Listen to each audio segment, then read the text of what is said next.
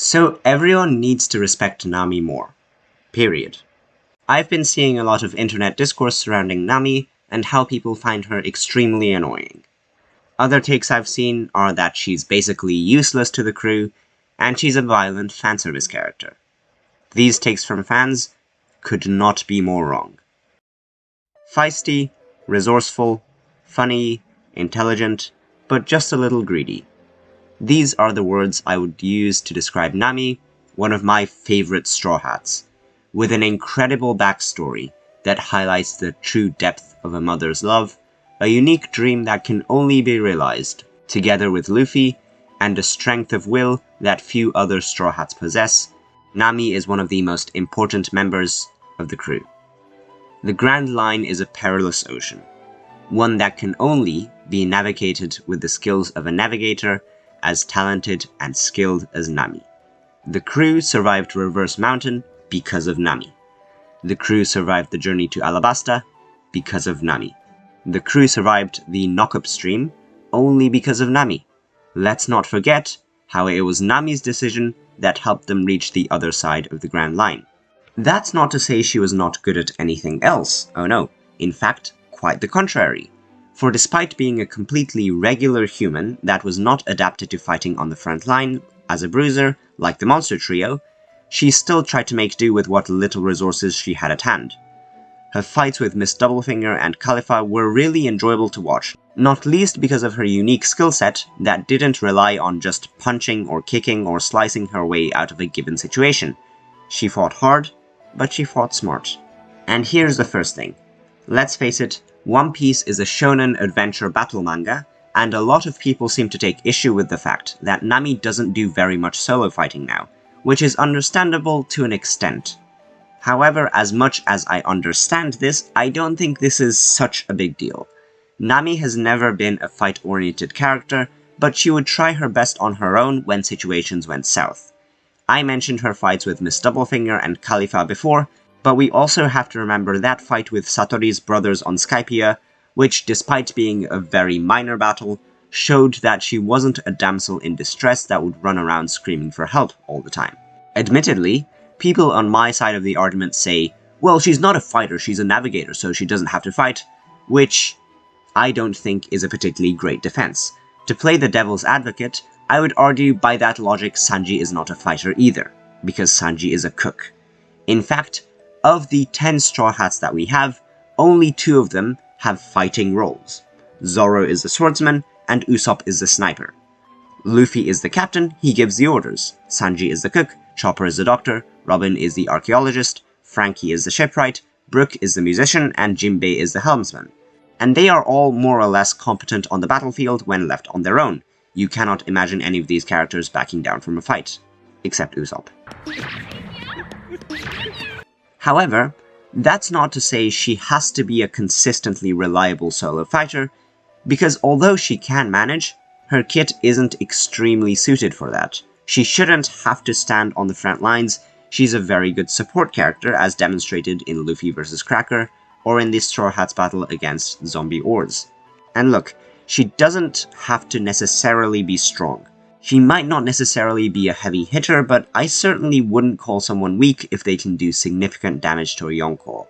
And, to be honest, as long as she can defend herself competently when things get rough, I have no problems. With that being said, I do wish that she did get a little more time to shine as a fighter, especially post-timeskip. I wouldn't have very much of a problem with it if she wasn't very present in solo fights to begin with, but seeing her fight alone, that is to say without any assistance, was not a very rare occurrence pre-timeskip, and I hope we get more of that in the future. People also seem to say Nami doesn't get much character development post-timeskip. This is probably more to do with feeling like she doesn't have much screen time than anything else. With that being said, I do believe that being a believable, fleshed out character is far more important. And let's face it, Nami is an incredibly well fleshed out character that you really feel for and sympathize with, especially her kindness, her self-sacrificial nature, and her nobility. From early childhood, she joined Arlong's crew and tried to make money to buy Kokoyashi village from him, without telling any of the villagers. She took her tribulations and carried them on her back like a fucking champion. We saw the same personality trait in later arcs as well. Most notably, even when she was extremely ill, she tried to push herself and the crew forward to save Alabasta. I have not respected a character more. It didn't stop there either. She finds it in herself to forgive Hachi, despite him being part of the crew that made her childhood utterly miserable, and she feels no hate for Jinbei, someone that was indirectly responsible for Arlong, at least to an extent. And it's not like she doesn't get any screen time, because she actually does.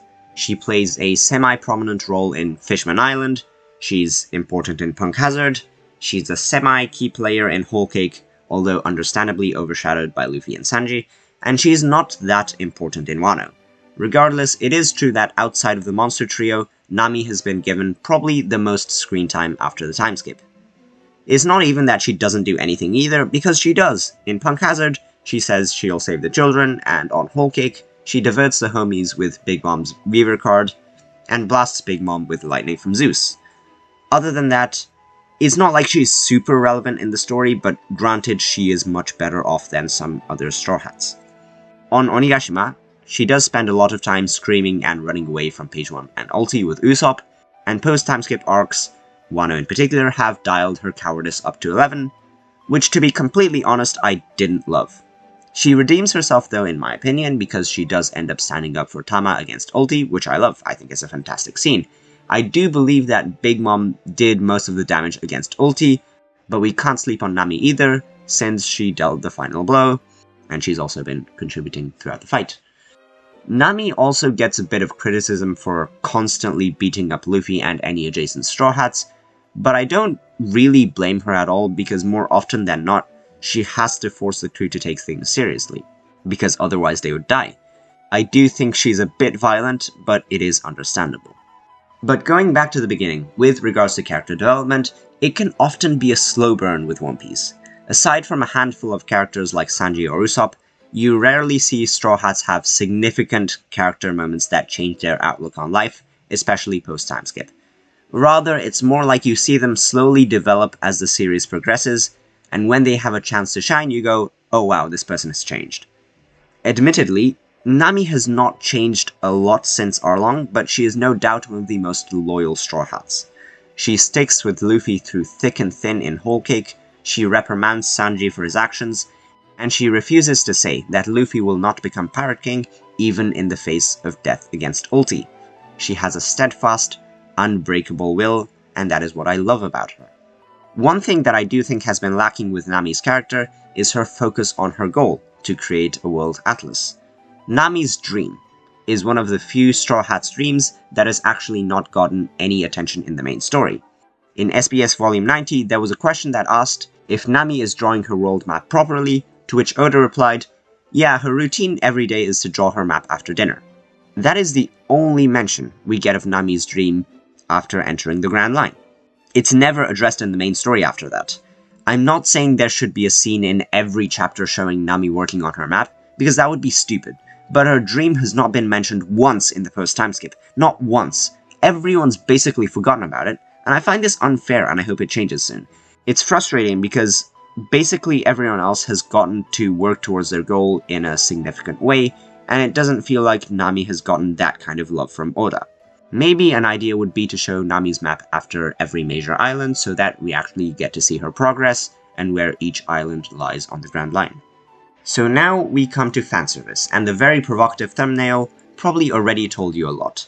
Admittedly, it is annoying for me when people call Nami a purely fanservice character because she is anything but that, as discussed previously. The thing is, I don't necessarily find it bad that Nami wears a lot of skimpy outfits, especially after the time skip, as long as she is comfortable with it. If she can kick ass in a bikini and she feels comfortable, I don't care. But the key word is consent. Because let's face it, there are a lot of instances where Nami is sexually harassed or put in compromising situations against her will, and a lot of these times, these moments are played for laughs. And before you come at me saying that Nami has used her attractiveness and charms to get what she wants, or that she has exposed herself before and she's comfortable with her body, obviously there is a difference between her voluntarily flashing the crew and Nefertari Cobra while in the bath, and when Bon Clay flashes the crew after transforming into her, when she gets undressed by the dressmaker on Thriller Bark while unconscious, while the zombies and Absalom attempt to get a peek, and when she is forced into clothes that she feels uncomfortable and overexposed in by Kinemon. Also remember Momonosuke, who buries his head in Nami's breasts every time he gets the chance. The more serious offenders are Absalom and Sanji, by the way.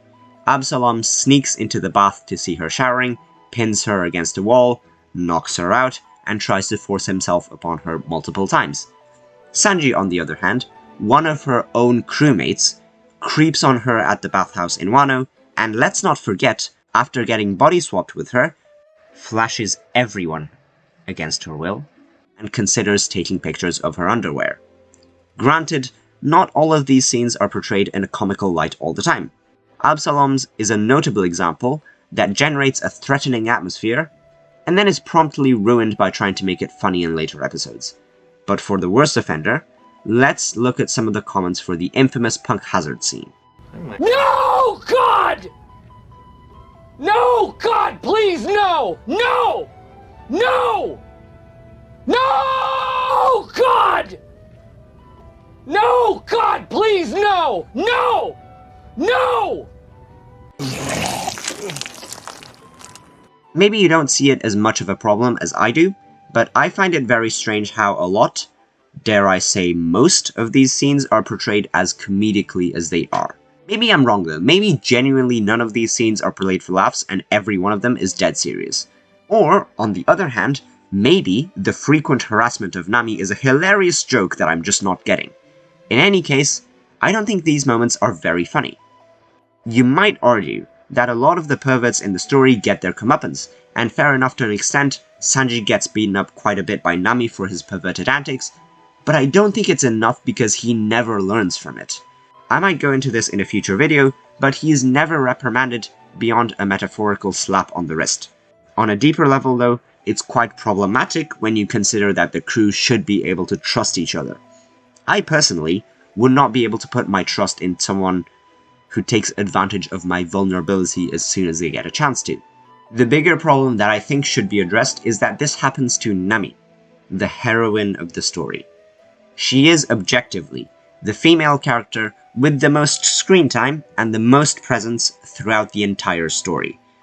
But when the audience sees her frequently get sexually harassed for laughs on screen, and combined with all the other scenes of Nami in compromising situations, eventually it starts to drag down the quality of storytelling as a whole, and the way that the audience views the female characters in One Piece in general. So when I say Nami needs more respect, of course I'm directing that towards the fans of the series, but I am directing that just as much to Oda-sensei. In any case, Nami is a pretty disrespected character, so in this video I just wanted to clear up some misconceptions about her character, and air my grievances with how she is treated throughout the story by both Oda and the fans, especially after the time skip. With that being said, what do you think? Do you agree or disagree with my takes? Let me know in the comments. Thanks for watching, and I'll see you next time.